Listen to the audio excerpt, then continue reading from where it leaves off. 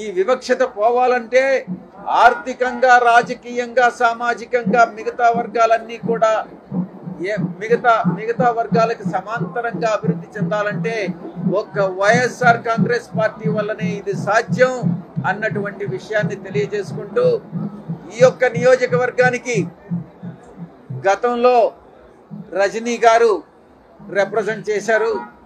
ఆమె రాష్ట్ర స్థాయి నాయకురాలిగా ఈరోజు ఎదిగారు బీసీ సామాజిక వర్గంలో. ఇదే బీసీ సాధికారతకి ఒక చిహ్నం, మీ యొక్క నియోజకవర్గం ఒక చిహ్నం. అదే రకంగా ఆమె ప్రతినిధిగా ఇక్కడ చిలకలూరిపేట నియోజకవర్గం నుంచి 2024 జరగబోయేటటువంటి సార్వత్రిక ఎన్నికల్లో మల్లెల రాజేష్ నాయుడు గారు పోటీ చేయబోతున్నారు వైఎస్ఆర్ కాంగ్రెస్ పార్టీ అభ్యర్థిగా. కొన్ని వదంతులు, పుకార్లు వస్తూ ఉన్నాయి. ఏదో రాజేష్ నాయుడు గారిని మారుస్తారు అన్నటువంటిది. అది ఏది నమ్మాల్సినటువంటి అవసరం లేదు.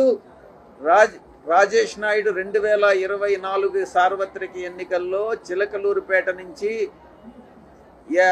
వైఎస్ఆర్ కాంగ్రెస్ పార్టీ అభ్యర్థిగా పోటీ చేస్తారు, గెలుస్తారు అన్నటువంటి నమ్మకం మనందరికీ కూడా